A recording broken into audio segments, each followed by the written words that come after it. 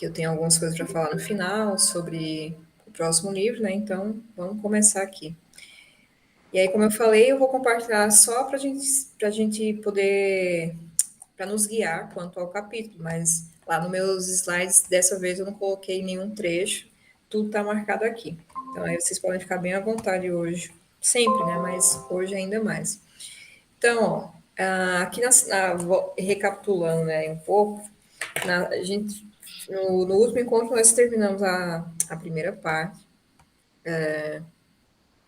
e ela é maior, né, tem 11 capítulos. Nós terminamos lá depois que teve a festa do Natal deles, e a peça teatral, na verdade, fecha a primeira parte, né, e começa aqui o nosso. Ó, deixa eu olhar aqui, porque esse nome dele é sempre. Eu lembro do segundo, mas o primeiro sempre me foge. Vamos procurar aqui o primeiro nome dele. Vou colocar aqui, está mais fácil. Aqui, né? Eu sei que é o Petrovic. Aqui, achei. Alexander. Hospital. Petrov. Estava com o professor de russo hoje, esqueci de perguntar a ele. Estava lá na escola e acabei esquecendo. O Eugênio. Ou depois vou mandar uma mensagem para ele. Aqui, ó.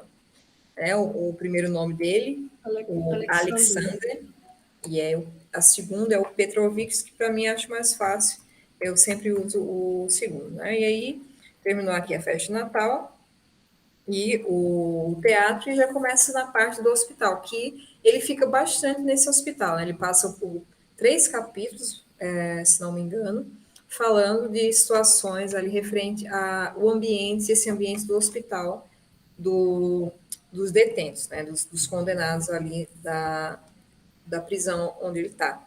E logo no começo, nesse primeiro do hospital, ele começa a falar antes, né, o seu Otávio aí, o ambiente dele, né, e fala muito aí do médico, da figura do médico, né, como que os presos viam essa figura, né, e ele fala que para os presidiários, né, no presídio, os médicos, né, para eles são como pais para eles, né? Só que não só isso, né? Ele vê essa figura do médico, eles veem, né, a figura do médico como um alento, né, em meio àquela tristeza, aquela miséria que eles vivem.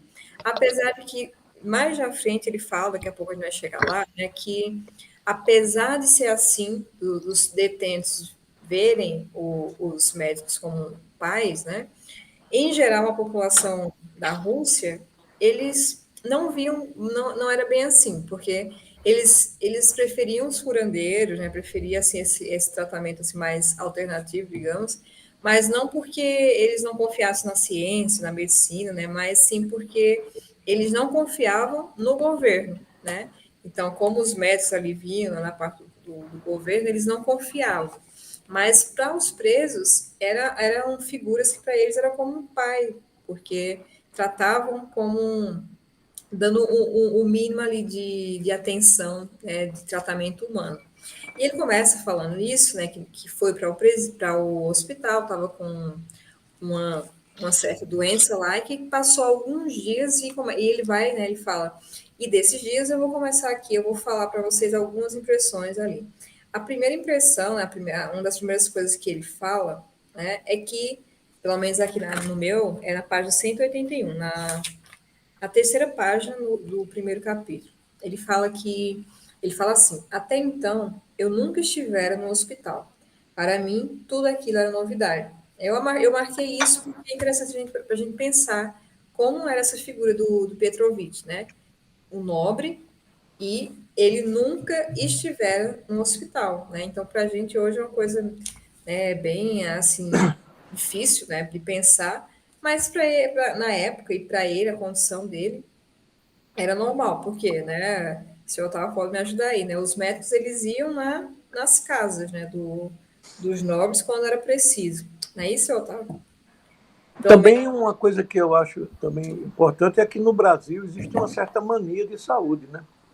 O Brasil é o país que tem mais farmácia, né? Você vê aqui no Recife, tem uma farmácia em cada esquina. Eu não sei se, se tem alguma coisa além disso, ou se dá dinheiro, ou se tem alguma coisa, alguma matracuia por trás disso, mas tem farmácia aqui, em cada esquina tem farmácia. Então, eu morei no Canadá um tempão e não é assim não, quer dizer, você vai à farmácia de vez em quando, e uma farmácia é um lugar assim, mas aqui não, aqui é farmácia, ir na farmácia é um negócio quase do dia a dia, né? Acho que o povo tem muita mania de farmácia aqui, mania também de doença, né? Qualquer coisa que tem vai no hospital.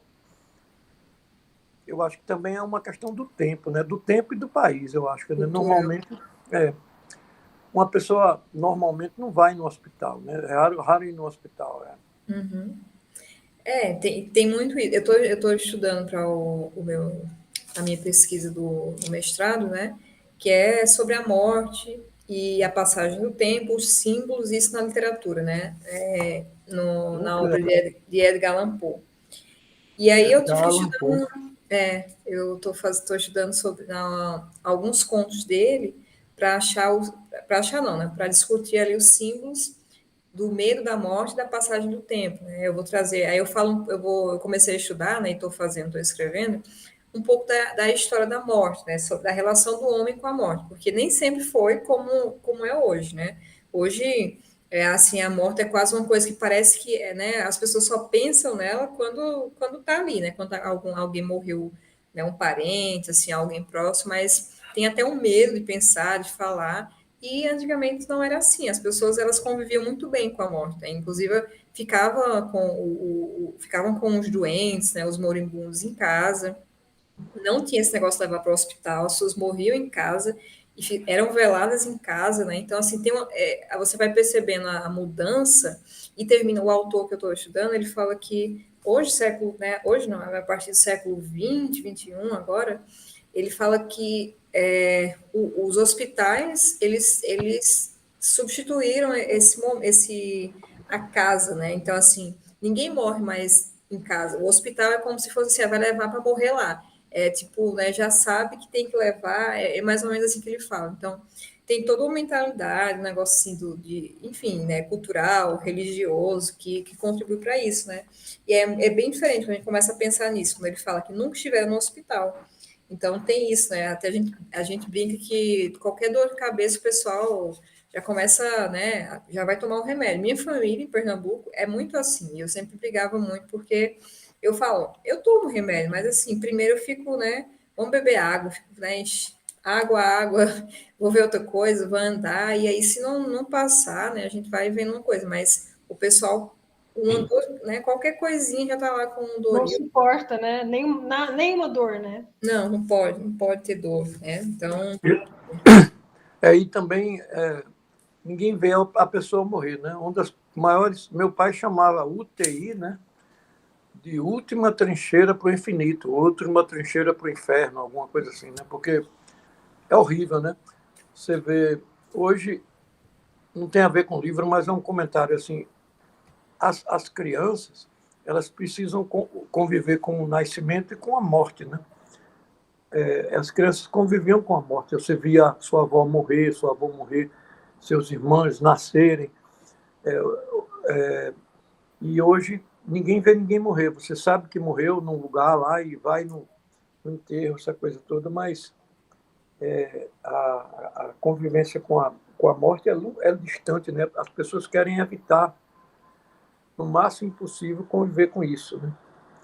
E isso eu acho que teve uma certa perda na visão do que é a vida, né? Da visão do que nós somos, né? A gente nasce, a gente morre, e isso é uma coisa que eu vi meu avô morrer em casa. Depois eu nunca mais vi ninguém morrer, né? Quer dizer, claro, eu sou médico, né? Mas mesmo como médico, a gente geralmente as pessoas morrem numa UTI ou numa enfermaria, essas coisas todas. Não é aquela coisa. Os presos, inclusive nesse livro, ele conta, né? Uma história de uma pessoa morrendo, né? Um dos presos lá morrendo.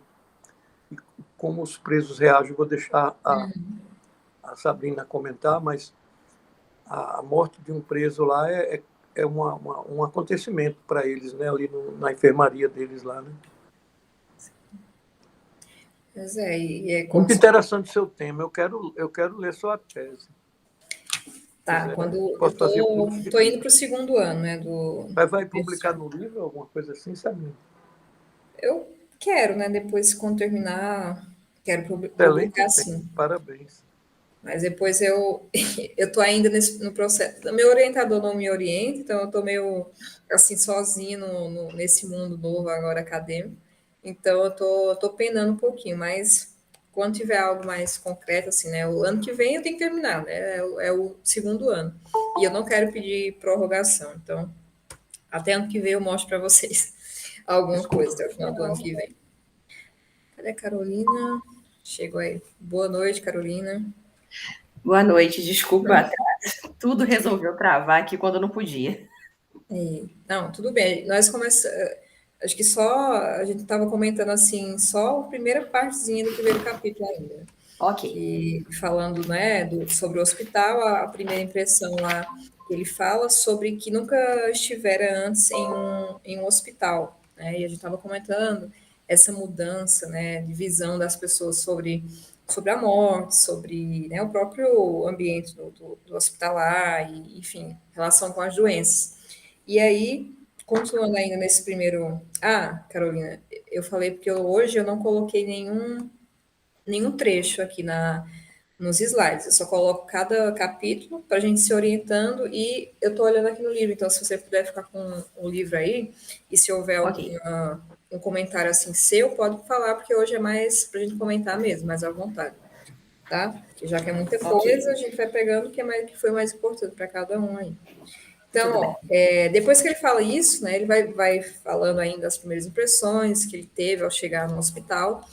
E o que ficou muito marcante nessa segunda parte é esse lugar dele como nobre, né? Ele também fala aqui no hospital, ele fala assim, na verdade, meu desejo permanente era eu próprio tratar das minhas coisas, evitar que me considerassem um barinho cheio de caprichos e mimos, e nada ostentava dos hábitos de caixa, né? Então, ele fala, nisso é que jazia, a bem dizer, a minha nobreza. Quando ele chega lá, ele não queria que ninguém ficasse, né? Ele não queria ficar ostentando as coisas, a comida, o chá, né? Que ele gosta de tomar. Ele queria tentar, né, fazer isso, e ele fala aqui que para ele, né, nisso consistia a nobreza, né? Então, além disso, desse episódio, né, dele não querer colocar ali na cabeceira dele algumas coisas para não ficar, né, mais ainda fora diferente dos outros, ele também fala sobre o ambiente, né, sobre a limpeza ou a falta dela, que em relação ao presídio já era bem melhor, né, mas ainda assim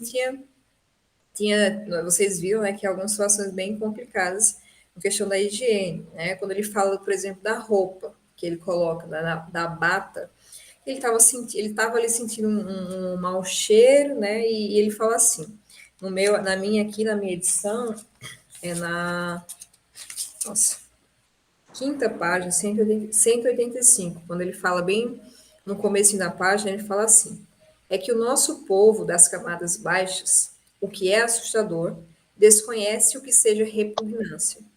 Isso me vexou tanto que, pela primeira vez, tratei logo de examinar meticulosamente o meu roupão. Notei logo um cheiro forte. Era isso que, antes, sem eu reparar, já me incomodava. Então, ele está falando, ó, para esse pessoal, né, esse povão, ele coloca aqui como as camadas mais baixas, né? Eles não conhecem o que é repugnância, né? Já vivem na miséria, tanta miséria, na sujeira, né? Como a Carolina falou no encontro passado, né? A própria situação da Rússia, né?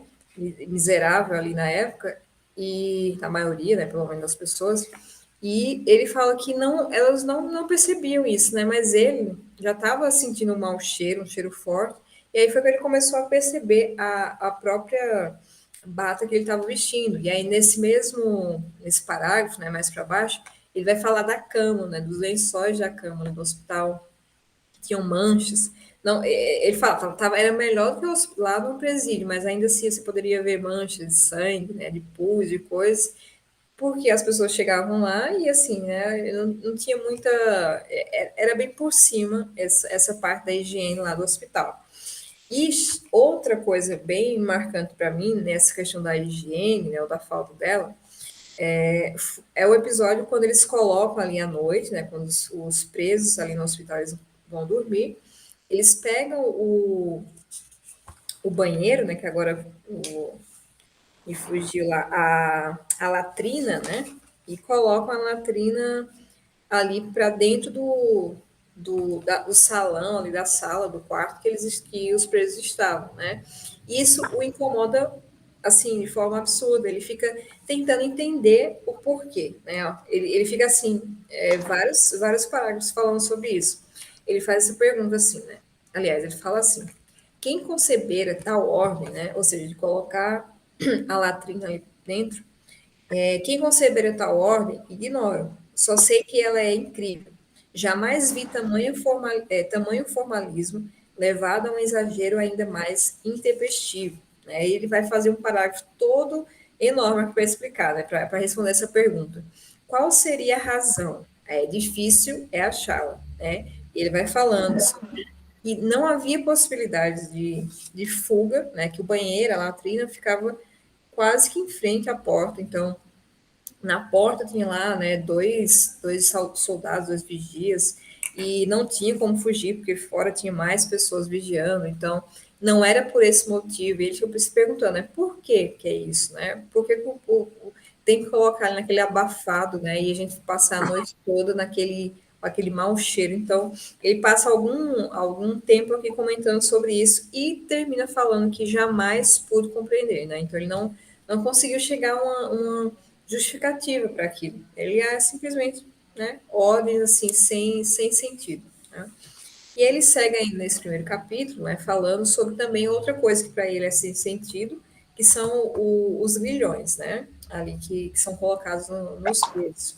Ele fala que os grilhões, se você fosse fugir, tentar fugir, não iria impedir, né, impedir a tua fuga. E não tinha assim um motivo aparente, assim, uma justificativa mais lógica para aquele uso do grilhão, né, dos grilhões. Ele fala assim: a grilheta vale como símbolo de infâmia, de vergonha, como um estigma físico e moral pregado no homem. No máximo, é o seu único valor e significado. Para uma fuga, não estorvam em nada. Né? Então, para ele, assim, o significado que ele consegue achar para esses grilhões é esse estigma físico da infâmia, da vergonha dos presos, né? Qualquer pessoa que olhasse saberia que ele é um preso e aquilo ali seria uma marca, né? Um estigma para eles, mas fora isso, não impediria, não impede, não impediu uma fuga ali dos presos. Né? Então ele faz essas duas reflexões sobre esse banheiro, sobre esse grilhão, né? Já E nesse Sabrina, ele até comenta, ele fala que ele fala dos tuberculosos, né? Ainda mais os tuberculosos com as grilhetas, né? Aí ele fala, já não basta o peso da mão implacável de Deus, né? isso. Já, O cara tá já, lá, né? né? Já morrendo e tá, o grilhão tem que estar lá, as bilhetes têm que estar lá, né? Não faz sentido. Então, aqui chega no final do primeiro capítulo, fala que o senhor Otávio. Já passei para o próximo. Não, tá certo. O que o senhor Otávio estava falando, né? Sobre o preso que era o que morre, né, no hospital, que é justamente o que a Sandra falou agora, né? Que também estava com grilhão, mas estava ali, né, já há alguns dias moribundo e eles com pena, né, observando ali os últimos momentos desse preso, né, e é muito interessante como após a morte, né, a reação deles ali, né, igual o senhor estava falando, eles começam, eles começam a refletir sobre a morte, sobre a pessoa que estava ali, né, sobre toda a situação que eles estão vivendo, e eles ficam ali vários minutos e tempos em silêncio, né? Vem os médicos e os enfermeiros, né? Todos ali numa atitude de solene, né? E e termina falando sobre isso, né? Quando o chefe lá, né? O Checkmove, eu acho que se fala assim, né? Quando ele fala assim, apertou muito, apontou aliás, apertou muito a ponto de os dentes aparecerem e disse depressa, com a contragosto, voltando-se para o morto. Também ele teve mãe e afastou-se. Jamais esquecerei como aquelas palavras me lancearam. Porque as disse e porque lhe acudiram ao espírito. Ao soerguerem o cadáver, com a cama e tudo, a palha do colchão estalou e as grilhetas rangeram, arrastando-se pelo assoalho em meio ao silêncio estático. Depois de soerguerem o corpo de novo, levaram-no. Imediatamente todos começaram a falar alto, né? Então volta ali só após a retirada do morto é que eles começam a voltar a falar em alto e ele termina falando assim, né? E ouvimos o sargento dar ordem para alguém ir buscar o ferreiro, pois era preciso desferrar o cadáver. Né? Então, só depois de morto, né, eles tiram uma coisa que em vida mesmo ali não fazia nenhuma diferença, né? E poderia ajudar o coitado, né, naqueles últimos momentos a ter um pouco, sei lá, o um mínimo de conforto ali para morrer. Né? E aí termina o primeiro capítulo. No segundo, ele ainda continua falando do hospital, né? A continuação das primeiras impressões ali, o geral das impressões dele sobre o hospital, né? Aqui eu tinha marcado a parte do curandeiro, mas eu já adiantei, né? Que eu falo que ele fala que o povo, né? A gente ali no geral, não confia muito, né? Não se preferem submeter-se a curandeiros, a outros tratamentos do que ao médico, mas simplesmente porque eles desconfiam no governo, e não por uma desconfiança da parte da medicina e da ciência, né? E aí ele fala o seguinte, ó, já se faz tempo de acabar de uma vez com o hábito de inculpar o meio como corrupto. Não há dúvida de que isso nos deteriora, pois, não raro, um tratante esperto, com seus planos preconcebidos, acusa o meio e sua deleteira influência, visando tão só subrepticiamente a tirar vantagens e mascarar a sua ignomínia. Mormente tem um dom de falar e escrever bonito. Eu marquei isso aqui porque ele está falando do ambiente, né? Como ele começa a se adaptar entre aspas, que ele fala, ó, não é eu me senti em casa, né? Ninguém, a maioria dos presos não se sentia assim. É só um que ele fala que lá no final, que é um preso que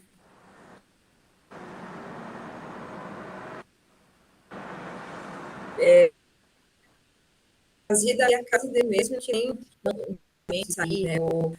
Nesse capítulo ele fala muito sobre a sensação de temporária, né? Eu estou aqui, mas eu estou sempre pensando no depois, no quando sair daqui, né? Já desde lá a primeira parte ele também fala isso. Então, ao falar do hospital, né, ele fala ali que o tratamento, os doentes, toda aquela situação, ele foi se habituando. E aí fala que alguém que culpa, né, o meio por ser corrupto, por se deixar ser corrupto, né? É um assunto que a gente falou um pouco lá no livro do Camus, né? No último livro, que é aquela do ambiente, né? Como influenciava ele. Porque o Camus, ele é adepto, né? Ou pelo menos ele coloca no livro, a ele como sendo adepto a isso, né? O meio influenciar totalmente, né? A gente comentou que existe sim essa influência do meio, mas também existe a parte da vontade do homem, né? Em querer, não querer, fazer, mas é impossível dizer que não há influência, né? E ele fala, e eu comecei a ser influenciado, apesar de ser nobre e apesar de ter coisas que não mudaram, né? Que não tem como mudar e eu não mudei. Mas eu começo a fazer um pouco mais parte desse ambiente, né? Como a gente vai falar mais um pouco daqui a pouco, nem tanto, mas ele já começou, né? E ele vai falando ainda sobre lá o hospital e chega aqui a parte, para mim, né, pelo menos, na quarta página do segundo capítulo, né? Quando ele começa a falar sobre os presos, né, que iam para o hospital depois que levavam, né, o castigo ali, que apanhavam. Então, ele começa uma reflexão bem extensa sobre isso, né? Como era a reação dessas pessoas, tanto depois que apanhavam, né, como antes ali, né?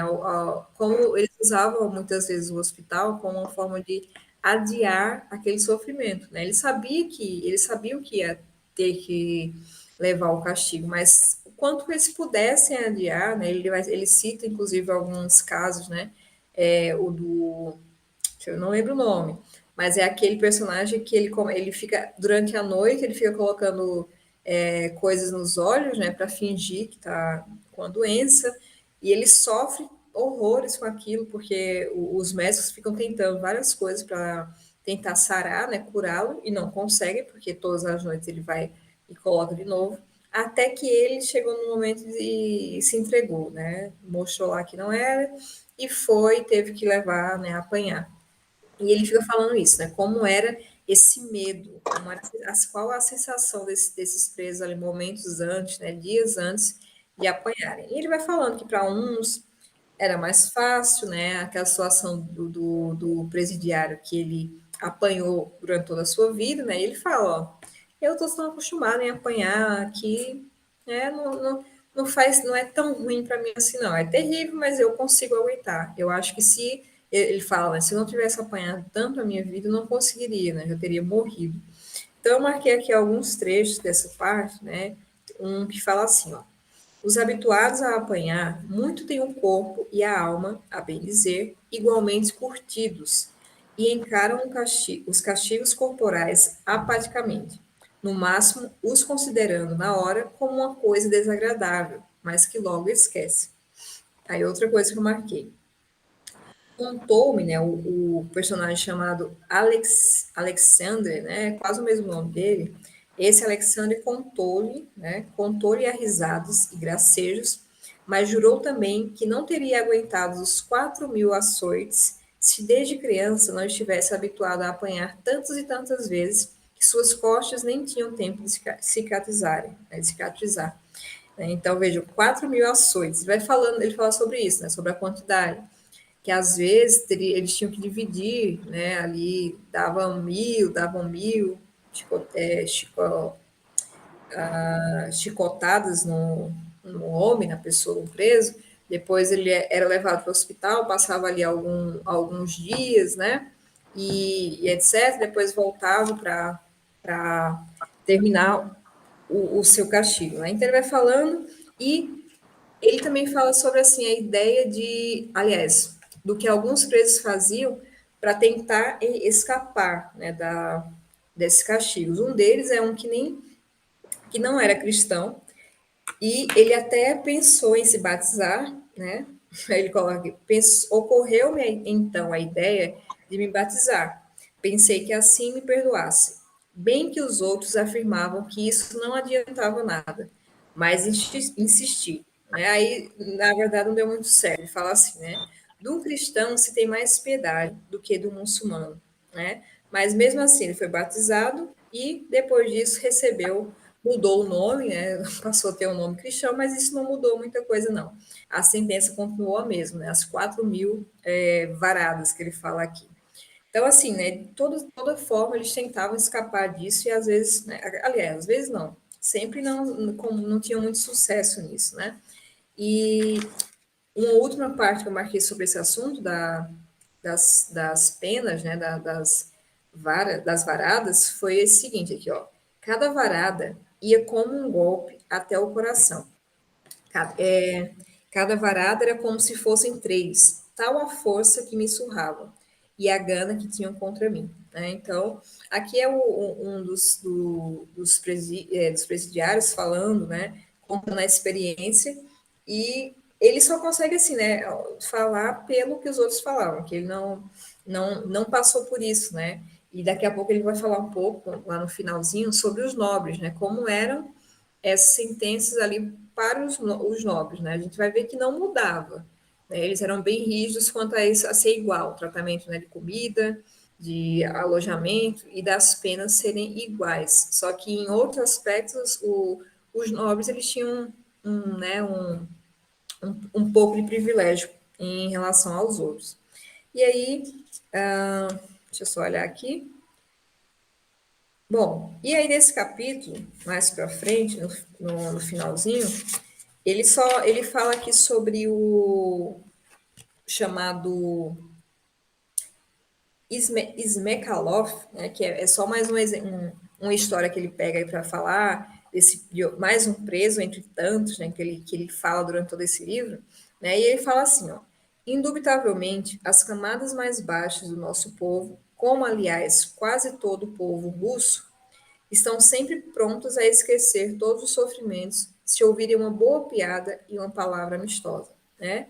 Então ele também traz sempre essa situação assim do tratamento do como o povo, né, e aqui o povo russo, mesmo sofrendo, né, mesmo passando por situações complicadas, sofridas, se ele tem uma piada, uma palavra amiga, né, um carinho, aquilo ali, ele, não que ele esqueça, né, mas ele vai deixando e vai melhorando o seu humor, sua vida, né, apesar da miséria, né, então isso é uma coisa que ele traz sempre, né, durante todo o livro, nas piores situações, ele traz isso, não, o humor, a maneira que eles brincavam no presídio para tentarem, né, fugir, esquecer um pouco a situação deles, né? Então, isso também acontece, né, no nosso país, de certa forma, que é um povo, pelo menos a maioria, né, é um povo que, mesmo no sofrimento, né, mesmo nas dificuldades, apesar de alguns só acharem que a vida é isso, né, ficar rindo e não se preocupar com muita coisa, mas assim, os latinos, no geral, né, o povo latino tem isso de, né, tá difícil, mas vamos tentar, vamos rir, vamos brincar para ver se porque ficar chorando, né, cara feia, não vai mudar muita coisa, não. Então, também tinha um pouco disso no livro, né, que ele fala.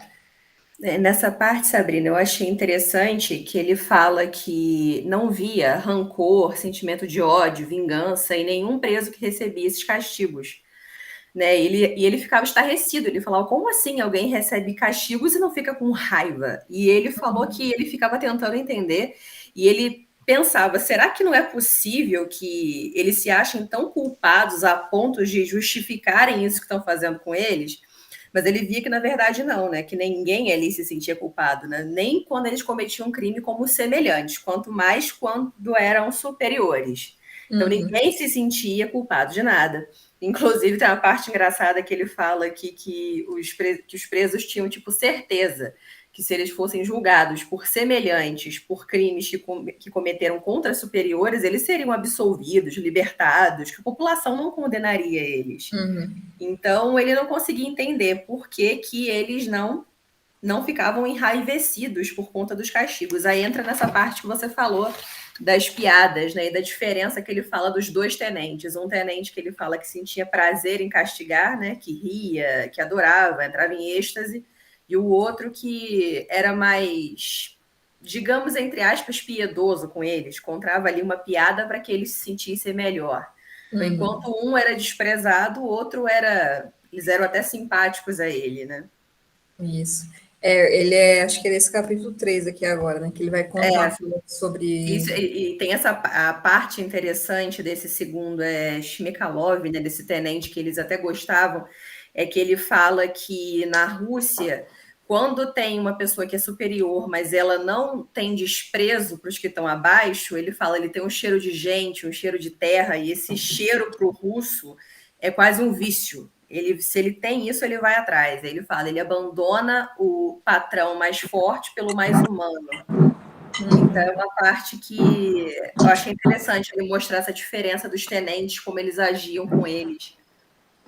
Sim, é muito legal, muito interessante mesmo, porque você vê que, assim, né, o Dostoiévski, ele conseguia ter essa visão, né, assim, bem detalhada das coisas, ou bem sensível, né, a alguns pontos, para ter essa sensibilidade de falar, ó, eles respeitavam, né, mas eles respeitavam ali, eles faziam, por um lado, simplesmente por uma lei, por um medo ali, né, e só, e do outro lado não, do outro ele tinha um homem que cumpria o que devia cumprir, mas ele sabia fazer de outra forma, né? O que talvez o pessoal hoje falaria assim, a diferença entre um líder, né, e um, sei lá, como é que falam, que um líder não é só porque você está num comando, tem que saber ser um líder, né? Então, talvez fosse para esse sentido hoje, né? Falar essa diferença entre esses dois aí, como cada um levava, né? E como os presos reagiam a isso. Aí no terceiro capítulo, né, que ainda é no hospital, que coloca o hospital, é o remate, ele fala... Sabrina, só uma coisa rápida, desculpe. Eu achei muito, muito interessante, importante esses dois tipos de verdugo, né? Porque há um que é esse Sherebiatnikov, eles odiavam, né? Tinha um ódio maior do mundo. E o outro, que era como é o nome dele, meu Deus, Smekalov, eles amavam, né? Tanto é que depois que ele saiu, eles ficaram, ou morreu, aliás, eles ficaram tristes, não há alma humana como aquela, né? Qual a diferença de tratamento, né, dos dois e ler, reler, assim, ver o que era, né? Um, ele como que aceitava, né? O cara, geralmente, ele pedia, pelo amor de Deus, para não ser batido, apelava para misericórdia, essas coisas, né? E ele até aceitava algumas vezes, fazia o negócio e depois mandava bater mais com força ainda, né? E o outro não, o outro ele dizia, não, é isso aqui. Aí mandava eles rezarem o Pai Nosso, né? Sempre era assim, né? Rezava o Pai Nosso. Quando chegava no seja feita a vossa vontade, ou venha a nós o vosso reino, não lembro direito qual das duas era, ele dizia, ele mandava os soldados baterem e saía de perto, né? E também porque que eles não sentiam raiva, né? Essas coisas todas, raiva não, porque eu acho que no fundo, ele diz assim, no fundo as pessoas achavam que estavam recebendo aquilo com justiça, né? Era uma coisa certa, né? Fazer aquilo ali. O errado não era isso, o errado era outra coisa. É claro que ninguém gosta de levar paulada nem chibatada, né? Mas tinha esse conceito eu digo até de transcendência, né? De uma coisa maior. E só para fazer um comentário, eu digo, é exatamente essas coisas que se perdeu no mundo de hoje, né? A diferença que tem o morro carioca, né? No tempo, não sou saudosista, né? Há uns 40, 50 anos atrás e hoje em dia, né? É que perdeu-se isso, né? Existe uma perda completa dessas coisas e de uma pobreza, de uma miséria, virou uma degeneração, né? Virou uma degeneração em moral, né? E em drogas, essas coisas todas. Então, as pessoas passaram a ter direito a ter ódio, né? Ter ódio àquilo ali e até julgar aquilo ali, né? É complicado. E também que isso foi aqui é só uma coisa minha, né? Isso não foi uma coisa espontânea, né? Isso foi uma engenharia social feita, né? Na cabeça das pessoas. É exatamente quebrando isto, essa coisa que baseia essa atuação de algumas correntes de pensamento, né? Não sei se você entendeu o que eu quis dizer, né? Eu achei essa parte incrível, né? Essa parte da comparação entre os dois torturadores, né? E como as pessoas viam as duas coisas sendo a mesma coisa, né? Eles iam receber a mesma punição, mas era completamente diferente o que acontecia na mente deles. Mas desculpe, então. Não, pode falar. Hoje você pode ficar mais à vontade ainda para conversar aqui, que como eu falei, né, os pontos que cada um marcaram aí, cada um marcou. E aí chega nessa parte aí, né, que o senhor começou a falar, quando ele começa a descrever um pouco ali sobre o tirano, né, a tirania, né, ele fala que o homem e o cidadão deixam de coexistir, surgindo então apenas o tirano, né? Quando ele começa falando que a tirania é um hábito, tem a propriedade de se desenvolver e se dilata a tal ponto que acaba virando doença, né? Então, ele vai falando, refletindo sobre isso, né? Sobre a tirania e sobre a diferença entre né? Do que tem poder e o que fazer com o poder, né? A diferença de reação de ação de cada um.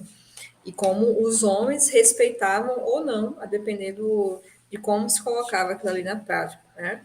E, bom, ele vai refletindo sobre isso ainda nas próximas páginas do capítulo 2, vai falando, né, como é incrível como a natureza humana pode se deformar, né, ainda falando sobre isso, né, como o poder, como os presos ali, em certas situações, reagem, e como vão se deformando, como é possível, até onde é possível, né, a natureza humana. E ele fala muito sobre isso, né, no livro como um todo. Até que ponto, né, nós, como seres humanos, podemos ir, né? Esse próximo, não sei se é o próximo capítulo, só olhar aqui, mas um dos capítulos, né, que é quando ele fala, é o próximo mesmo, né, o 4º capítulo, quando ele fala sobre a narrativa lá do marido da Acuca, que é muito, né, esse capítulo é bem forte, assim, bem marcante, pelo menos para mim foi, né, eu acho que a gente vai comentar daqui a pouco sobre ele, e nesse terceiro ele vai terminando basicamente falando sobre isso, né, o tratamento dos métodos, do uso dos remédios, né, dos doentes, ali ele fala um pouco sobre isso, né, como era, ele fala assim, né, que no que diz respeito ao tratamento e ao uso dos remédios, os doentes que estavam relativamente bem quase nunca seguiam as ordens, não tomando um só dos remédios. Né? E fala que eles ainda ficavam lá fumando, né? Cada um, às vezes, levava muito a sério alguns tratamentos, né? Então, eles usavam aquele tempo mais para descansar, para ter um pouco de, né, uma relativa paz em não precisar trabalhar, não ter tanto problema igual eles têm, né, naquele ambiente da prisão. E assim termina o terceiro capítulo, foi só o que eu marquei aqui. Se vocês tiverem alguma coisa a mais desse terceiro capítulo, podem falar. Senão, a gente já passa para o quarto. Deixa eu abrir aqui, volta. Bom, não tem? Então, vou passar aqui, tá? O quarto, que é o que eu estava falando já, é a narrativa lá do marido de A Cuca, né? É quase a Cuca do sítio do Capão Amarelo. Mas aí ele fala que, né, na enfermaria sucedia, né, às vezes ele ficar ouvindo a conversa ali, né? E certa noite ele ouviu dois homens ali conversando, né? E um deles era o Shishikov, né? Shishikov, que começa a falar, né? Contava ali essa narrativa. E eles começam a conversar sobre um homem chamado Ankudin, né? Ankudin, que era um homem rico, comerciante, que todos ali passavam, né, e o cumprimentavam, né, dando bom dia. Era uma pessoa muito quicha ali nesse lugar que ele está contando, né, onde esse Ankudin morava. E esse Ankudin tinha uma filha chamada Akulka, né, justamente aí a do título do capítulo, né? E essa filha será a moça com quem o nosso narrador, personagem, nesse momento está contando, está narrando, e ele que casou-se com essa moça chamada Akuka. Aí vai contando que conhecia, nessa história, havia um rapaz chamado Filca, né, que esse Filca chegou pedindo para o Akuntin a sua parte ali do negócio que ele tinha com o pai, queria toda a sua parte para poder gastar, usufruir como quisesse. E o Akuntin dá essa parte para ele e eles têm meio que uma discussão. E nessa discussão, cadê o nome dele? O Filca, ele acaba falando, né, que, entre outras coisas, fala que com a filha dele, né, ó, a Cuca, não a quero também, já dormi com ela, né, então, ele fala, isso é um absurdo, né, então, na época, então, né, vocês imaginam aí a situação, e o pai, né, fica horrorizado, como assim, como você se atreve? E começa aquela briga, até que ele vai embora, né, pega a sua parte, e começa ali a viver de bebidas, né, de estar saindo com mulheres e por aí vai. E aí, a coitada a Cuca, né, que é a prejudicada nessa história, como vocês viram, desde o início. Por quê? Por ter raiva do pai, né, o Fica começa a espalhar a notícia, o boato, né, de que a Cuca já não era mais moça, não era mais virgem, né, e ele, inclusive, coloca na casa, na porta da casa deles, né, um símbolo lá, que agora me fugiu o que é, para mostrar que a filha naquela casa, né, a moça não era moça mais, né, já era desonrada. E esse boato começa a se espalhar e as pessoas, né, começam a acreditar nele, até que chega no nosso personagem, né, no personagem que está contando, né, o nome dele, que já fugiu aqui, o Shishikov, né? Ele chega até então, ele está com a sua mãe, o pai dele havia morrido, né? Então, só apenas os dois. Ele não tinha dinheiro, né? Era assim uma pessoa bem desprezada ali na vila, né? No lugar que eles moravam. E chega na situação em que a mãe faz ali um acordo, consegue arranjar esse casamento entre o Shishkov e a Kuka, né? Porque o pai tinha dinheiro, só que pelo boato, né, ela tinha perdido ali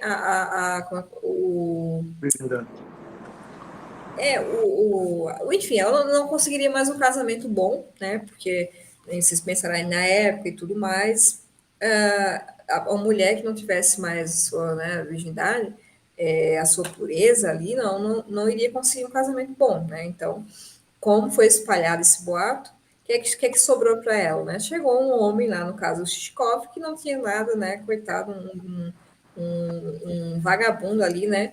Mas estava disposto a casar, né? Ou pelo menos entre aspas. A mãe que queria que ele casasse ali para ter pelo menos alguma coisa, ele ganhar o dote ali da moça. E ele começa a tratar ela, né, assim, a coitada, apanha do pai, desprezo da mãe, né? Ela sofre ali, né, um bocado, como vocês viram. E eles acabam se casando, né? Meio que ele também não queria casar com ela, porque ele acreditava no boato, né, da não virgindade dela mais. E quando eu estou aqui, né, resumindo, então eles se casam e na noite ali, né, do casamento, né? Ele fala aqui que na época era comum, né, era tradição, os noivos eles ficavam já ali a parte da festa, saíam na festa, né, para ter ali as suas núpcias, né? E foi nesse momento que ele descobriu que ela era, na verdade, não era o boato estava sendo espalhado, ela era virgem, né? Ele conseguiu, chegaram a essa conversa e pelo olhar e ele passa a acreditar nela, né? E ele volta para ali para a festa, falando a todos que acreditem nela, coitada, e etc. Só que aí, depois de algum tempo, eles já casados, o homem que tinha espalhado esse boato, né, o Filca, ele está sempre ali, né? Volta e meia, tá aparecendo, e começa a colocar de novo na cabeça do marido, né? Do Shishikov, que ela, na verdade, não era, e enganou, né? O enganou, aproveitou que ele estava bêbado ali da festa, e ele começa a achar que ele foi enganado. E aí, a partir desse momento, ele começa a bater nela, né?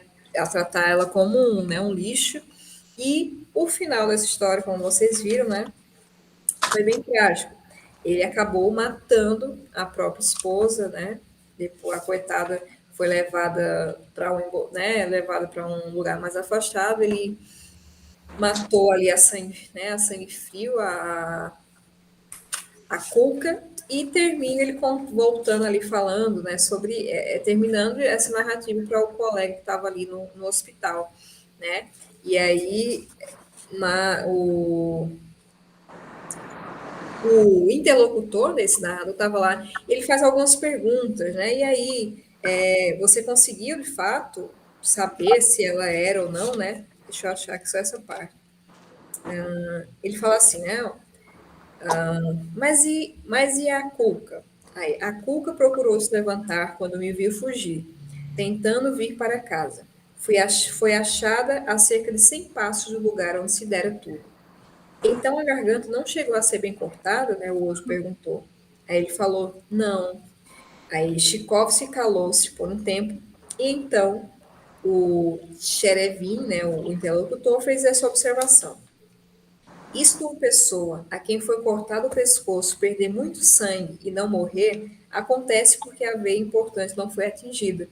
Aí ele fala, mas a Cuca morreu, foi encontrada morta à noitinha. Deram queixa à polícia, né, e depois descobriram e chegaram até o lugar que ele estava lá escondido, né. E aí como termina? Ele fala assim, ó, o interlocutor do Tchaikovsky, ele fala, seja lá como for, se a gente deixar de bater na mulher, também não está certo, ponderou. Mas, segundo deduzo pelo que ouvi, houve nesse caso um grave erro. Também comigo aconteceu uma coisa assim, né? Então, ele termina com esse comentário. Você falou? Alguém falou aí? Ele termina com esse comentário aí, né? Que se o pessoal pegar hoje, assim, né? É um absurdo, mas ainda mais hoje, né? Para a época era uma conversa possível, e ainda mais com a situação do preso, que já estava ali preso por esse motivo. Então, tem uma parte que alguém fala também, né? Fala tipo, bater demais é estupidez. Você tem que bater, mas só como uma lição. Afinal de contas, são nossas esposas. pois é. Então, você vem bem forte, desde o começo do livro, né? Tem muitos episódios assim.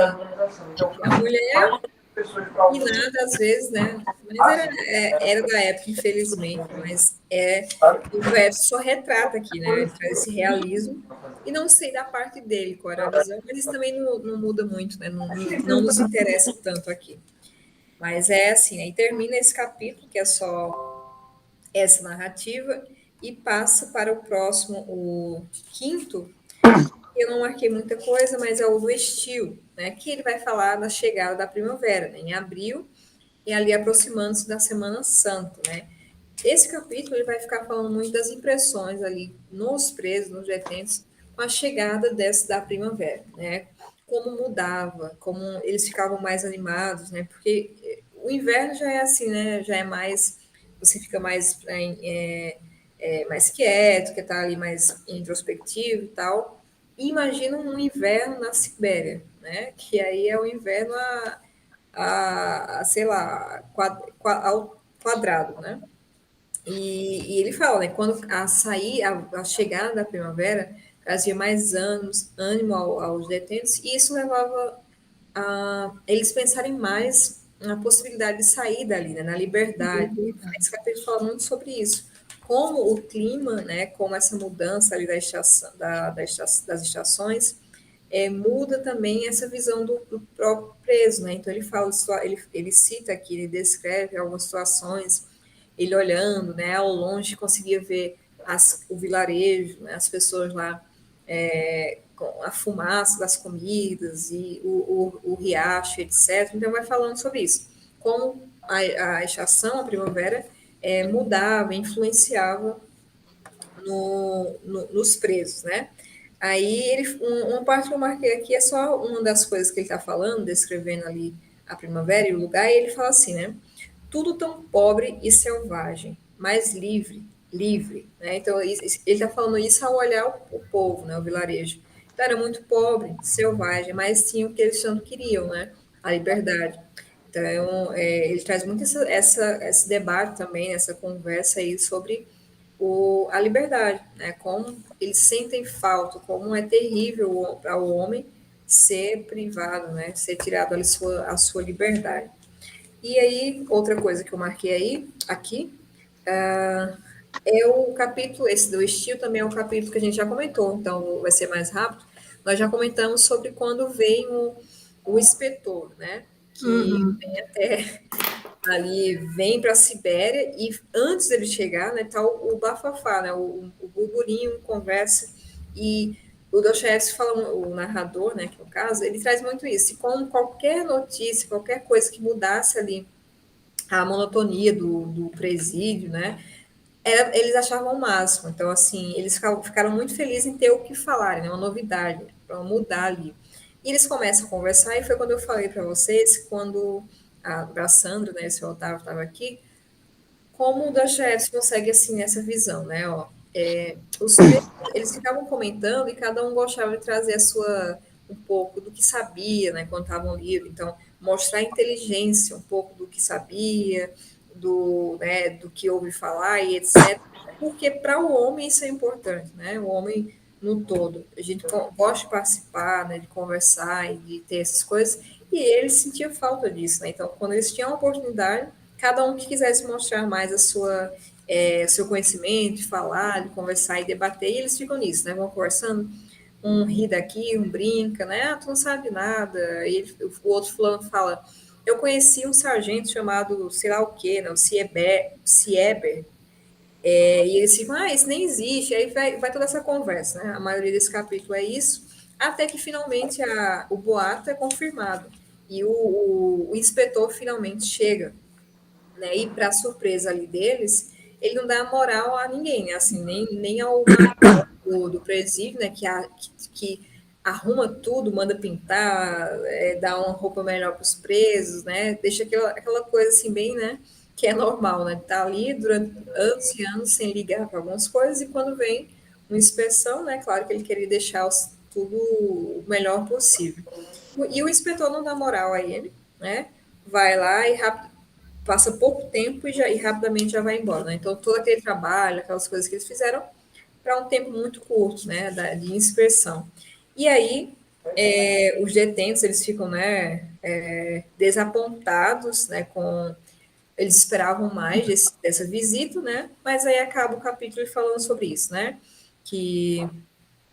do major, e começa a levantar, assim, já nesse capítulo, né, a queixa, né, trazendo mais forte, como os presos, eles se queixavam do major, né, e aí daqui a pouco, no outro capítulo, vai voltar esse debate aí da queixa novamente.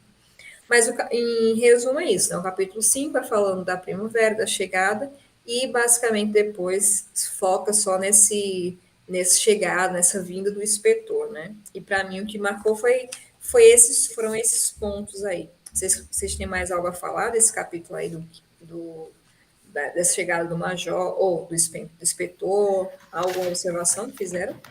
A única coisa, uma coisa que eu senti assim nesse capítulo no estio é uma mudança no próprio personagem, no Petrovich. Até então a gente sempre ouvia ele contando as histórias, né? Ele interessado em saber como é que era tudo, contando cada coisa, e nessa a gente começa a sentir uma apatia muito forte, né? Que ele fala que uma apatia, uma tristeza, ele não quer mais saber de nada, tudo que ele deixou de ver, até que não haviam só pessoas ruins naquele presídio, existiam também pessoas boas. E ele falou que tudo que ele recebeu de mal, todo o tratamento mal que ele recebeu, deixou de ver que ali também existiam pessoas amistosas com ele. Então, ali é um momento que eu notei que, tipo, uma tristeza, uma apatia muito forte tinha tomado o personagem. A partir daí, ele já começa a falar um pouco diferente.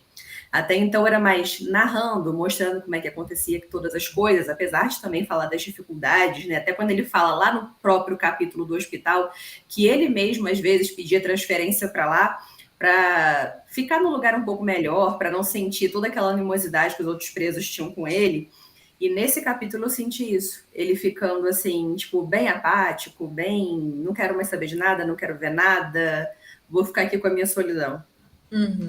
É mesmo. Há essa mudança, né? E no final do livro fica mais claro, vai ficando mais claro, né? Desculpa, vai se aproximando do final, vai ficando mais claro dessa mudança, dessa visão dele, né? Que apesar de ser um nobre, né? Ele consegue ver coisas que ele não via no início, né? São 10 anos, então são 10 anos que mudaram e no final ele fala isso, né? Dessa mudança e que quer dizer, daqui a pouco a gente chega lá para comentar, senão vou atropelar aqui as coisas. O quinto, aliás, o quinto não, o sexto capítulo é sobre os animais, né? Que é os animais do nosso presídio. Esse é o título do capítulo. E aí é um capítulo assim bem diferente, né? Bem interessante também, porque é outra visão assim, né? De como coisas simples, né? Quando você está no ambiente, né? Onde sua liberdade ali foi, né? Podada, foi tirada, como coisas simples, né? Passa a ser tão mais importantes para eles.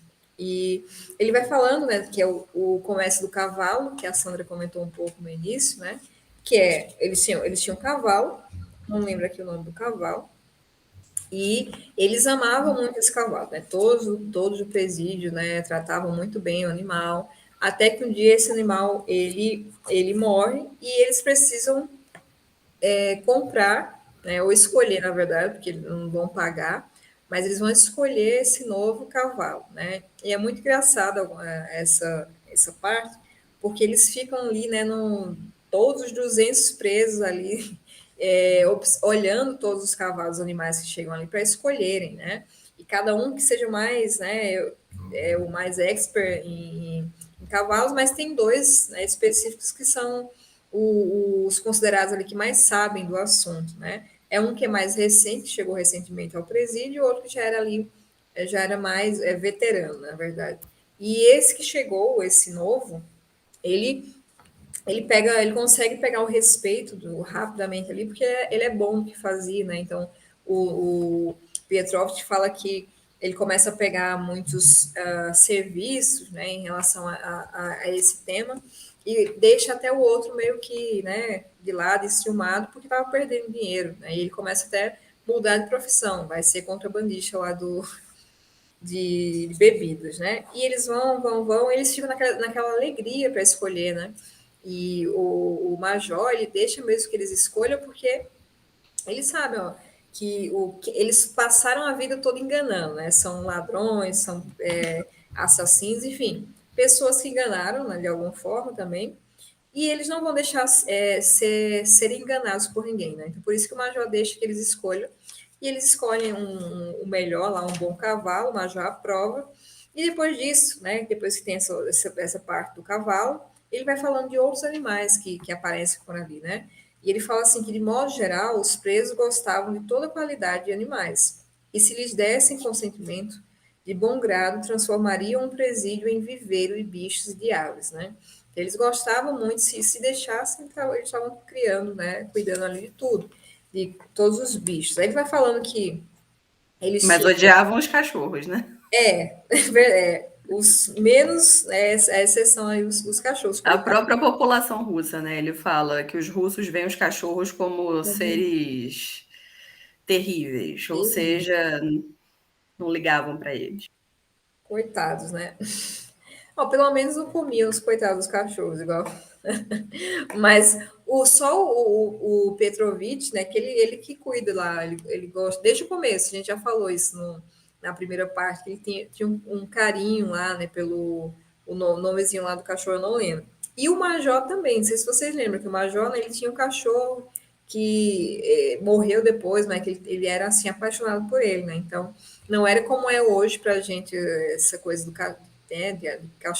cachorro ser esse animal tão querido como é, né? Tinha poucas exceções aí, né? Mas eles tinham o que mais? Eles tiveram uma cabra, cadê aqui? Um bode, né? Ó, havia cães, gansos, um bode, a vacica e mesmo uma águia, né? Que essa águia ele fala no final desse capítulo, né? Que chegou lá com as asas quebradas e não queria conversa com ninguém, mas ficou lá num lugar durante 2 meses, né? Eles alimentavam ela, mas ela não deixava que a tocasse. E que no final termina o capítulo falando isso, né? Que eles soltam a, a águia, né? Já daqui a pouco no final. Então ele fala do cachorro que só ele cuidava, só ele gostava. O bode, é muito fofinho a parte do bode, né? O coitadinho, eles desde pequeno cuidavam dele, e era a alegria, né, dos presos ali, ele ficava andando para um lado para o outro, e eles amavam esse bode, levavam para o trabalho fora, né? Só que até que um dia o Major descobriu, né? O bode estava ali na frente deles, caminhando, todo enfeitado, né? O Major não sabia, e descobre e manda matar o bode, né? Ainda pega para pegar o couro, né, e a carne para dar de comer, né, para os próprios presos, né? E ele fala que a carne era boa mesmo, mas o coitado, né, termina morrendo. Tem a vacica, né, que, aliás, o nome do bode era vacica, e tem, depois de vacica, ele fala só da águia, né, que eu já comentei aqui. E aí termina esse capítulo que é só falando mesmo dos animais que eles tiveram ali, pelo menos no tempo em que o Petrovich estava lá no presídio, né? Algum comentário aí dos animais? Não, Sabrina, eu não, porque eu não li, nem li todo. Você parou no 6, né, Sandra? No começo desse. Tá. Bom, então, passando aqui, o 7º capítulo é a reclamação. Esse capítulo é bem interessante, ele faz uma citação, aliás, uma referência aqui a outro texto, né? Não sei se vocês conseguiram identificar aí, né? Mas antes ele fala da reclamação, né? Para um pouquinho aí da narração, né? Das memórias e vem o próprio o personagem que pegou lá no início, né? Os escritos do Alexandre Petrovich e ele fala sobre o que ele viu no início, né, do assassino do parricida, né, de origem nobre, que tinha sido condenado, mas o Petrovich achava que era inocente, daquela coisa, mas ele estava lá, foi preso, estava preso lá, e ele descobre, né, que na verdade ele realmente era inocente, né, o Petrovich estava certo, né, depois de ele fez lá ele viu um jornal, se não me engano, deixa eu olhar aqui, né, sua inocência foi reconhecida oficialmente pela corte.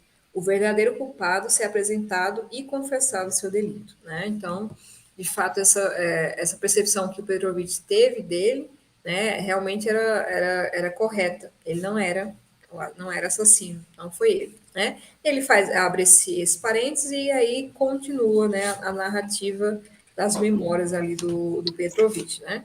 E ele vai falando, né, que acabei por fala que começou a se habituar, né, entre aspas, para que para começar aqui a falar, né? Eu já estava mais habituado, igual a Carolina falou aí, né? Essa mudança dele, da visão de como ele começa a falar do presídio e dos personagens. E aqui eu marquei algumas partes, quando ele fala o seguinte, ó, invejava-os, né, ele falando que invejava os outros por estarem no seu próprio meio, entre semelhantes seus, por se compreenderem, quando na verdade, como eu, não suportavam aquele companheirismo imposto pelo critério nivelador da chibata, e tanto quanto eu aspiravam por libertação. Insisto, a inveja que me obsedava nos piores momentos tinha sua razão fundamentada, né?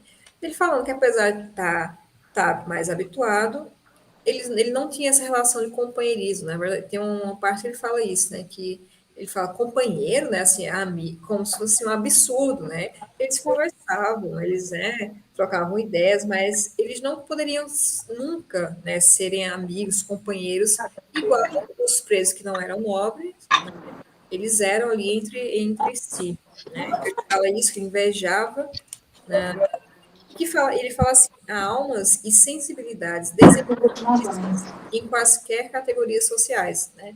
Então, também outra coisa, observação dele, né? Que em qualquer classe social, há pessoas, né, boas, há almas, como ele coloca aqui, né? Sensibilidades desenvolvidíssimas, né? Com almas sensíveis em qualquer parte. E aí vem a revolta, né? Que é a revolta ali dos presos, que eles querem, né? Eles estão comendo ali, às vezes, sopa com barata, né? As baratas lá boiando, e eles estão revoltados com aquilo. Ele conta que isso foi bem mais no início, quando ele ainda era meio, assim, ele não falava ainda mais com as pessoas, era recluso, né? E certo dia ele fala que acordou e se deu conta que todos estavam assim reunidos no parque, e ele foi até lá achando que era chamada, algo assim, mas depois descobriu que não, né? Que era que eles estavam se reunindo para pedirem ali, né, para o major, né, darem suas reivindicações, e ele meio que ele foi expulso dali, né? Ele estava lá e os outros homens falaram, ó, você é nobre, pode sair daqui, né? Você come suas comidas, né? Assim, não come igual a gente, você come uma comida boa, e não tem nada a ver se está aqui, né? E foram e colocaram ele para fora, junto lá na cozinha com os outros, né? Que tinham alguns nobres também. E ele fica assim meio sem, né, entender no começo, só depois lá na cozinha que ele em conversa com os outros, ele entende, né? Ele fala, ó, para eles, se você ficasse lá também, ia sobrar para você, né? Eles começam a conversar sobre isso e depois ele entende, né? Tá bom, é melhor que eu ficasse aqui. E ele entende ainda mais depois, quando a revolta, né, não dá certo, né? Eles não têm o que querem, e os presos continuam a tratar ele da mesma forma, né? Não tratam bem, porque eles já não tratavam bem, assim, maravilhoso, mas eles tratam como antes. Então, assim, porque ele achava que os outros presos iam ficar meio que revoltados com ele, né? Você não nos ajudou, né? E iam passar a tratá-lo pior. Mas isso não aconteceu, porque os próprios presos, né, eles sabiam que com ele é diferente, né? Então tem sempre aquela relação do nobre, né, com os não nobres, né? Que não fazem parte da nobreza, né? E aí essa revolta, né, essa reivindicação não deu certo. O major chegou e aí foi amarelando, né, um ou outro, foi saindo, até que cada um voltou para o seu lugar. E o major termina falando: ah, vou descobrir quem são os mandantes, né? E aí no final, quando já passou toda a situação, e os presos começam a conversar ali, né? Cadê a coragem de vocês, né? Por que vocês não levaram adiante, tal. E aí um deles fala assim: onde está o rato que dizia que amarraria chocalho no rabo do gato, né? Caçoava um terceiro. E aí essa que é a referência que eu falo para vocês, né? Que eles estão fazendo, o Dostoiévski faz a referência a uma fábula do Esopo. Não sei se vocês já viram uma fábula, deixa eu ver aqui o livro, né? Mas eu não vou ler ela toda, não, que é a fábula do conselho, né? A reunião, o conselho dos ratos, né? Não sei se já leram, já viram essa, que é bem para, às vezes passa na escola para criança, assim, que é bem parecido com o que eles fizeram, né? Os ratos, eles fazem um conselho, ali, uma reunião, para tentarem chegar a uma solução para o problema que é o gato, né? Que o gato estava ali matando os ratos todos os dias, vários ratos, e eles querem chegar a uma solução, né? E aí na reunião, cada um que falasse, né, tal. E aí um dos chegaram a essa ideia, né, ó, vamos colocar um guiso, né, um chocalho ali no rabo do gato. Algumas versões está no pescoço, né, um guiso, porque isso faria que toda vez que a gente ouvisse, né, nós saberíamos que o gato está se aproximando e aí nós conseguiríamos fugir, né? E aí todos estão de acordo, aí todos os ratos levantam a mão, né, e aprovam essa medida. Só que aí, depois que eles aprovam, tá, mas e agora? Quem é que vai colocar em prato? Quem é que vai colocar o guiso no gato? Né? E aí ninguém quer, ninguém levanta mais a mão. E ele faz essa referência, né? Dizendo, ó, todo mundo foi antes, né? Quero mudar, quero fazer, mas na hora do vamos ver, né? Todo mundo fugiu. Ninguém quis colocar o guiso no pescoço do gato, né? Eu achei legal essa referência aí que o Dostoiévski colocou.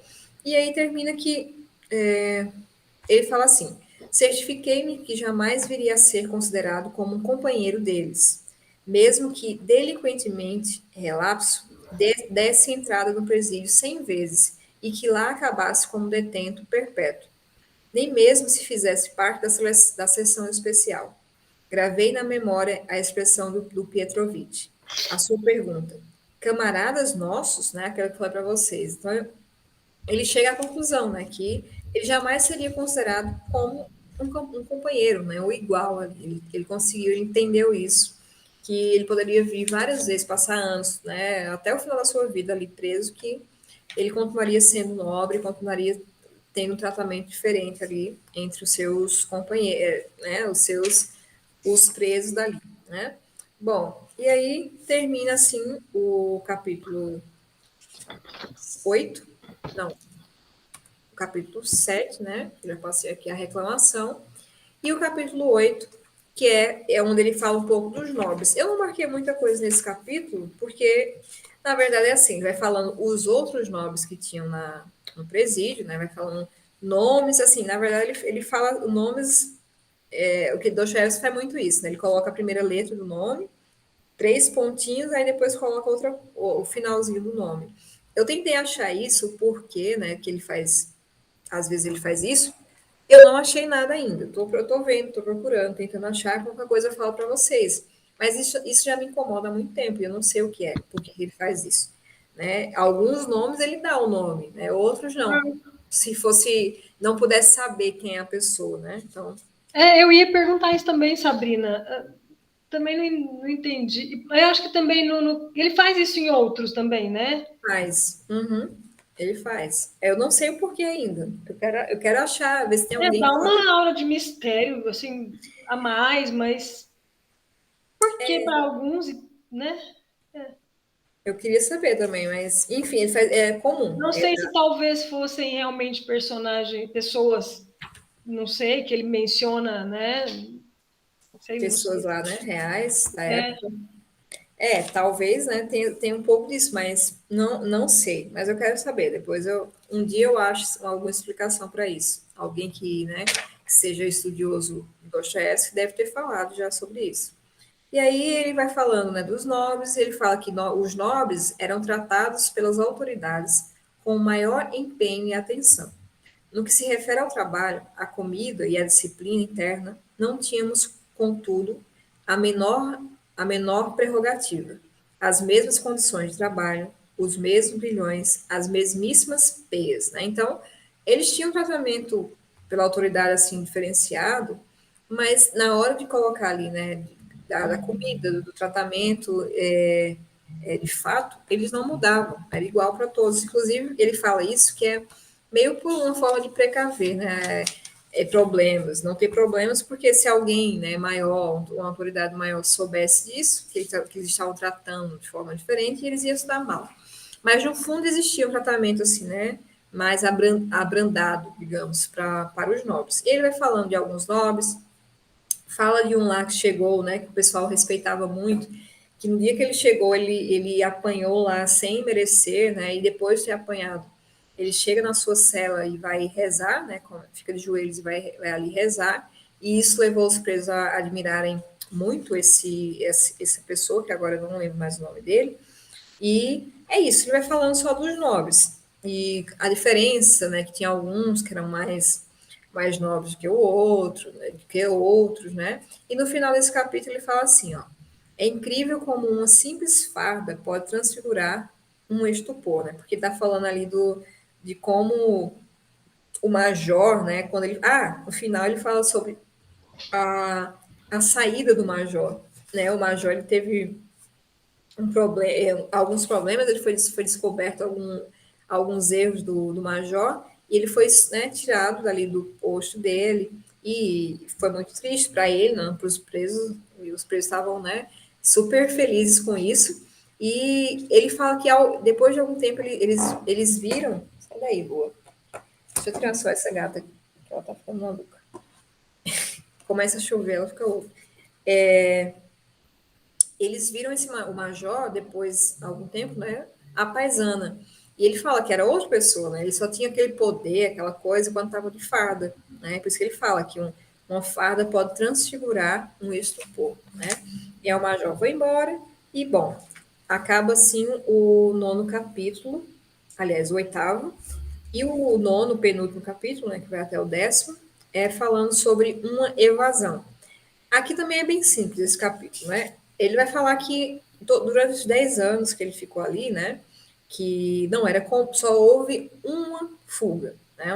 Uma fuga, e que não era comum, como ele já havia falado, os presos tentarem fugir, porque por vários motivos, né? Era muito rígido ali a, a prisão, a segurança, e também porque o lugar era plano, não tinha, né, como muito bem para se esconder, não era muito bom para isso. Mas dois, né, deixa eu ver o nome deles aqui, o AV, né, esse ele não coloca o nome todo, e o Kulikov, esses fugiram, né, conseguiram fugir, ali foram para um trabalho, né, e desse trabalho enganaram o soldado e fugiram. E aí eles passaram alguns dias, né, foragidos, né, fugidos, e os presos, né, super felizes porque alguém tinha conseguido fugir, né, e falando muito bem deles, que eles já deveriam estar não sei onde, né, enganando ali os soldados.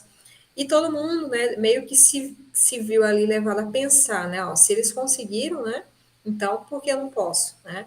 E ele fala que isso levou os presos a pensarem novamente na fuga, né? Porque ele fala que aqueles que ficavam pouco tempo, né, tinham pouco tempo para cumprir a pena, né, 2 anos, 3 anos, esses não pensavam em fugir, mas tinha alguns que era perpétuo, né? Então, esses sempre que viesse o assunto, eles estariam pensando nisso, porque é claro que todo mundo, eles queriam tentar a liberdade de alguma forma, né? E aí esses dois, né, o Kulikov e o AV, fugiram, mas não foram bem-sucedidos, né? Eles passaram algum tempo, o, a, a, o Major e os outros espalharam ali toda a Sibéria, né, e todos estavam procurando, até que os acharam, né, e os trouxeram de volta para o presídio, né, e levaram ali as devidas a pena, né? O mais fraco, o AV, levou apenas não, né? Mas 500 chibatadas e o outro 1.500, né? Cada um ali, porque um era mais fraco, doente, então por recomendação do médico não levou, mas aí quando eles voltam para o presídio, né, os presos começam a tipo, que, né, já não tem respeito mais por ele, aquela alegria que eles estavam, né, aquele comentário passou e eles começam a voltar ali à realidade. Olha como é difícil, né, fugir daqui. Então, foi um momento assim de esperança que quando acabou, né, a esperança acabou quando trouxeram os presos de volta, né? E eles vêm ali meio resignados, né? A gente se entrega, vai apanhar, tudo bem, não tem o que fazer, né? Não ficaram muito falando sobre isso, nem se revoltando, né? Então, o capítulo é sobre isso, né? Uma evasão, falando dessa fuga e que como terminou, né? Que não terminou muito bem, né? E ele fala que foi a única, em 10 anos, a única fuga que ele presenciou, né? Então, não era comum. Alguém tem alguma coisa para falar esse no capítulo? Algo aí? Eu posso passar. Nesse capítulo, uma parte que eu achei interessante é porque o tempo inteiro eu fiquei esperando para ver se ele ia falar do crime dele ou não. E, de fato, ele não fala. Mas nesse capítulo tem aquela parte que ele fala que o que fortalecia ele era o desejo de uma vida nova. E que mesmo num presídio tão cheio, ele se sentia tão só, mas que essa solidão foi muito boa porque ele pôde analisar todos os erros do passado, todos os pecados que ele cometeu e permitiu com que ele mesmo pudesse se julgar, né? E onde ele diz que ele fez na cabeça dele todo um programa que ele prometeu a si mesmo que iria seguir, e a esperança dele nascia disso, de poder sair dali e colocar aquilo tudo em prática. Mas aí demonstra um certo arrependimento, mas aí eu fico pensando, esse arrependimento dele é genuíno, ele realmente se arrependeu do que ele fez, ou ele está arrependido porque ele foi privado da liberdade dele e ele teve que ir para essa situação tão ruim, ele teve que passar por tudo isso, né? Que nesses últimos capítulos, tem certos pedaços que ele fala que o primeiro ano foi o pior, assim como o último, que ele não aguentava mais. Aí ele fala da diferença, né, de como os nobres e os camponeses, os pobres, viam aquilo, e eu achei interessante isso. Ele não diz o que ele fez, ele não fala sobre o que ele fez, como ele fez, ele só parece estar arrependido, querendo uma vida nova, mas não consegui perceber de fato se o arrependimento dele é por ter cometido aquele crime, tirado a vida de uma pessoa, ou se, tipo, fui pego, por isso estou arrependido. Uhum.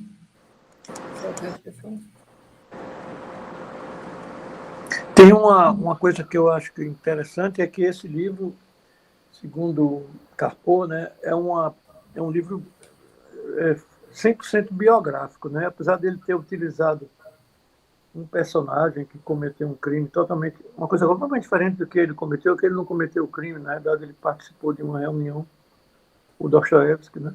Mas o livro é autobiográfico, né? Aí tem um pouco uma tensão entre o personagem e ele mesmo, né? Que talvez tenha essa tensão que passa com tudo muito claro, né? Na prática, o que aconteceu com o Dostoiévski é que a partir da prisão ele não que mudou, mas ele até do ponto de vista literático, né?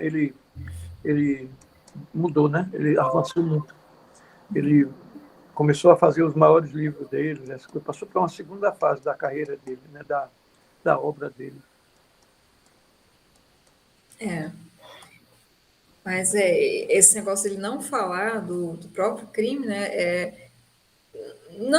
Ainda não consigo, assim, depois de ter lido de novo esse livro, eu não consigo assim, ainda pensar, né? Por qual motivo, né? Ou qual a intenção do Dostoiévski em não ter colocado isso, né? Ele é tão detalhista, ele é tão observador com todos, né? Com tudo que ele passou ali, mas o próprio, né? A própria situação dele ele não toca, né? Talvez é uma coisa. Bom, não sei, a gente teria que pensar melhor sobre isso. Mas ele diz, né, Sabrina, ele diz no livro que geralmente os presos não falam sobre os crimes, né? Quando começa, ele manda calar, né? Um ou outro fala espontaneamente, mas a grande maioria não quer saber, porque quando puxa o assunto, eles como que cortam logo, né? Ele mesmo Mas diz isso ele, no no livro. caso dele, ele estava escrevendo. Então, assim, essa falta, ele mesmo ter falado, colocado ali nas suas memórias, né? Um pouco sobre. O que eu consigo pensar é porque ó, ele fala que é Memórias da Casa dos Mortos, né? Então, ele não tá assim, não é uma narrativa, né? De explicação assim, o que é que eu fiz? Ele não está narrando crime, né? Até o que foi que levou ele até ali. Ele simplesmente está Exatamente. falando as memórias do tempo que ele passou na prisão, né? Então, talvez seja isso, né? Isso. Que ele não E é toca. engraçado, né, Sabrina? Porque eu não li até o final, eu também estava nessa expectativa aí que a Carolina também citou, que vocês falaram. Mas ele comenta sobre outros crimes, igual a Coca, né? Ela foi meio que por ciúme, foi passional, né? Assim, era hora dele mencionar. Parece que é o mesmo crime dele, Pois né? Que é. fala que ele matou a esposa Né? por ciúme, né? E nada, já tinha tido um outro também que ele comentou alguma coisa de ciúme também, me parece, não tenho certeza, também não falou nada, né? Não Pois é. sei, não dá. Teve chance, né? Nesse caso do capítulo da Cuca, eu até depois que eu já tinha lido esse penúltimo capítulo, eu chego a pensar assim, será que aqueles presos realmente existiram e estavam falando de uma outra história? Ou será que essa história é a dele e ele contou dessa outra forma, ele deu uma modificada, mas era isso, ele casou com alguém que foi dessa forma e por isso ele matou. Isso eu fiquei, porque ele narra todos de forma detalhista. Mas na vida dele ele não fala nada. Se você perceber, ele não fala absolutamente nada da vida dele nesse caderno, né? Então também, às vezes, eu penso assim, ele se interessava muito pelo dos outros, porque tem um pedaço aqui num capítulo também, que ele fala que ele sentia a necessidade de buscar toda e qualquer informação, detalhismo, que ele queria detalhes dos castigos, das penas, dos crimes, ele perguntava, ele investigava, ele fazia questão. Não era assim que chegavam até ele queria, ele era quase um repórter lá dentro. Ele queria saber de todo mundo, mas detalhes dele ele não deu pra gente em momento nenhum. A gente não sabe, basicamente, nada da vida dele, a não ser o tempo que ele passou na prisão.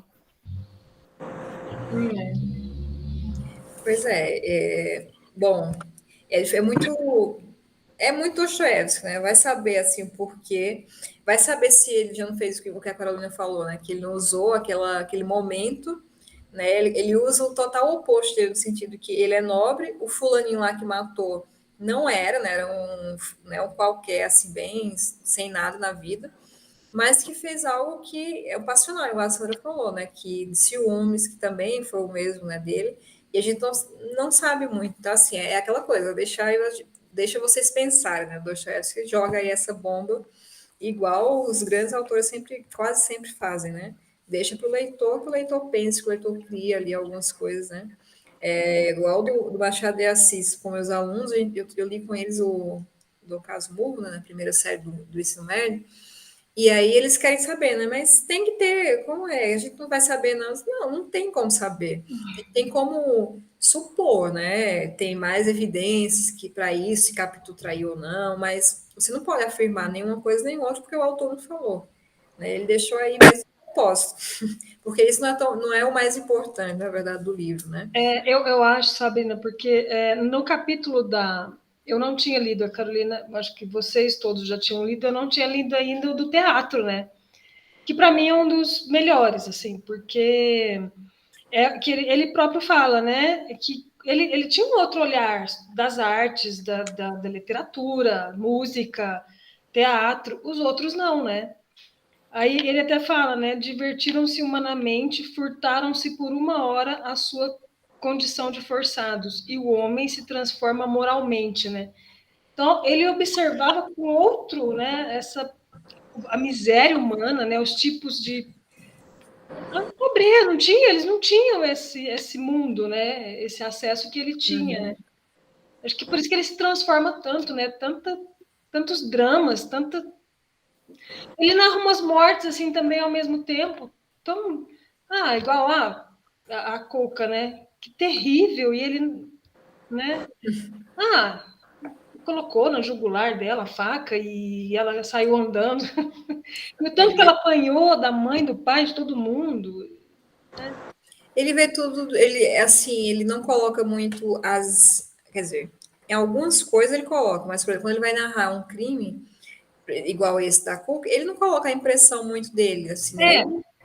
Ele fala, mas ele não dá Ele muito. conta como foi, né? Mas não o sentimento, a impressão dele, né? Sobre Foi a terrível, situação. não foi terrível.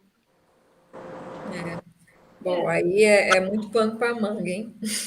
Aí chega nessa. Fica aí, né? Essa coisa a gente não tem como responder, pelo menos ainda não. Teria talvez, né, uma discussão maior, a gente chegasse a algo parecido com a uma conclusão, mas, né, é difícil. E aí o 10º capítulo eu até tirei aí, que é o mais curtinho, né? Tem 3 páginas só, que é a saída dele do presídio, né? Então, ele vai falar que volta, né, ao mesmo período do ano, né? O inverno, que foi quando ele entrou, né?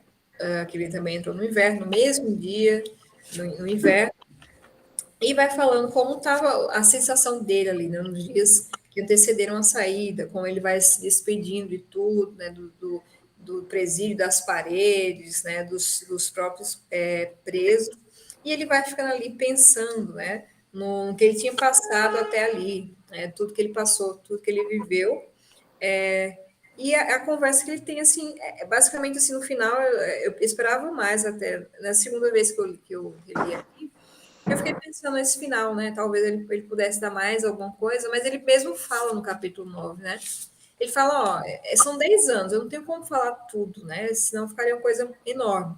Eu falei algumas coisas que acho que até aqui tá bom, e vou encerrar por aqui, né, ele fala isso, e o 10º capítulo, o último, não tem muito a falar. Ele vai se despedindo, né? Fala que o último dia ele passou em todas as celas se despedindo, alguns deram a mão, outros viraram a cara, mas a maioria se despediu dele. E todos vão embora trabalhar e ele fica ali aguardando. E vem alguém, leva ele e mais outro que tinha entrado no mesmo dia que ele entrou, né, há 10 anos, e eles seguem para tirarem as famosas, né, esqueci o nome, fugiu o nome aqui agora. Os grilhões, né? Eles vão até o ferreiro e o ferreiro tira aquilo deles e ele fala, né? Que pegou ali, no final ele termina falando isso, que pegou os grilhões, aí falou, e aí alguém falou assim, e agora vão com Deus, com Deus. Sim, com Deus, liberdade, vida nova, ressurreição dentre os mortos. Que inefável momento, né? Então ele termina falando isso. Voltando sempre ao que a gente estava comentando, né? Esse título dele, né? Memórias, recordações da casa dos mortos, né? É essa ideia dele mostrar esse mundo quase que de mortos ali, né? Tão diferente do mundo ali, da liberdade, né? Um mundo tão a parte que era daquela prisão da Sibéria, né, que para ele sair dali foi uma ressurreição. E também no sentido, talvez, desse que a gente falou, nesse arrependimento, né, uma vida nova. Só que quando a gente pensa lá como foi o final da vida dele, parece que ele não estava aproveitando muito essa vida nova, né? Ele vivia carrancudo, fechado, não falava com ninguém, né? Tisgo ali já morrendo. Então, assim, ele, né, talvez não sei, a gente não sabe, ele meio que não conseguia se perdoar, eu acho, né? Ele nem fala nisso porque é tão complicado, é tão, né, delicado para ele esse assunto, que talvez ele nem fala, mas é isso, ele termina falando, né? Vida nova, ressurreição dentre os mortos, né? E finalmente a liberdade que ele tanto falou durante todo o livro, né? E assim nós terminamos aqui o último capítulo. Alguém quer falar alguma coisa dessa última parte, desse fechamento, ou uma observação geral, alguma coisa do tipo? Eu só gostei daqui. Primeiro que tudo, vire a ponta para cima, ordenou o outro ao outro mais velho. Chega, está bem.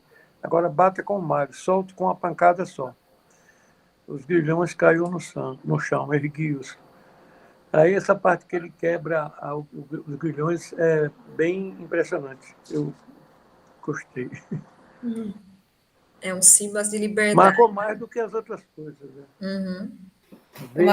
Ver o cara dando uma porrada na algema, né? E ela se abrindo, né? Depois de não sei quantos anos. Uhum. Carolina, falando? Carolina, você ia falando?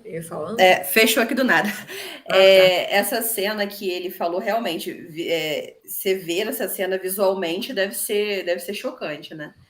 E uma coisa que ele fala aqui também, que ele passou esse tempo todo totalmente ansioso pela liberdade dele. Mas quanto mais ela chegava, os dias iam passando e rapidamente ela estava chegando, ele começou a se sentir tranquilo demais, beirando a apatia. Ele falava, nossa, o que aconteceu comigo? Que eu não tô. A liberdade é amanhã e eu não tô ligando para isso.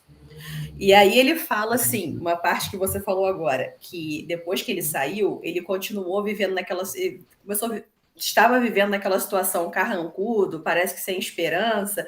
Ele fala aqui que a liberdade, do ponto de vista de um detento, é muito mais livre do que realmente é. E qualquer pessoa que eles vejam que não está presa, eles veem como um rei. Qualquer pessoa lá fora está melhor do que eles. Mas aí a gente pensa, mas tem gente que está lá fora e vive miseravelmente.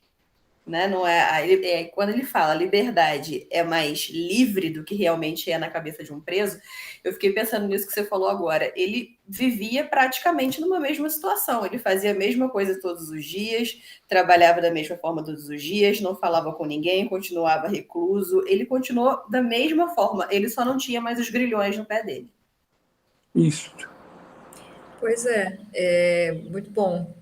Eu deixei passar essa parte, eu ia comentar, na leitura, quando estava fazendo a leitura, isso é muito marcante, né, quando ele fala isso, que a liberdade para o preso, qualquer coisa, é muito grande, né, é muita coisa, e é igual, é aquela conversa, quando nós não temos algo, né, aquilo passa a ser mais importante, a gente dá mais atenção, né, então é essa a visão, né, também. E aí é o que você falou, ele fica, a mesma coisa, ele só não tem mais esses bilhões, e ele às vezes nem sabe o que fazer com essa liberdade, né, porque foi tanto tempo ali, 10 anos, né, e agora o que é que eu faço, né? Então, tem isso também, né? Faço as pessoas têm a liberdade, não sabem o que fazerem com ela, né? Mas é muito incrível mesmo. Esse finalzinho, ele é bem simbólico, né? Então... E também, não sei, imagino, né, Sabrina, porque o crime dele, ele tinha se casado há pouco, não era? E matou a esposa, né? Isso. Então ele não tinha muito para quem voltar, né? Não teve filhos, provavelmente não tinha. Seguiu a vida, né? Assim.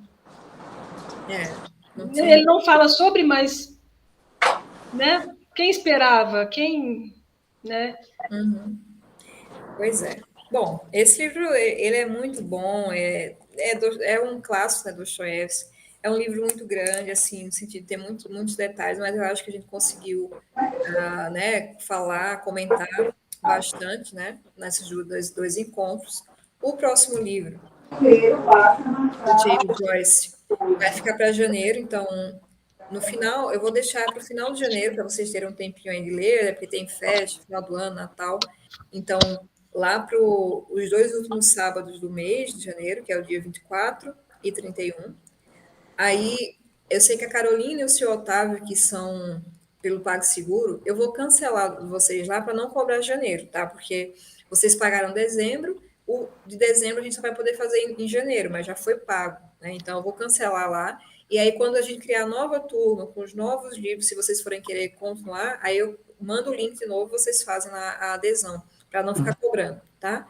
E aí, como eu falei no começo, que a próxima turma eu vi o que deu certo, o que não deu, a questão fazer um cronograma. Eu vou passar para vocês um cronograma por semana. Então, por semana, se você ler 20 páginas, você consegue terminar o livro até a data lá do nosso encontro. Então, para ficar uma coisa, a gente se orientar melhor para não ocorrer isso.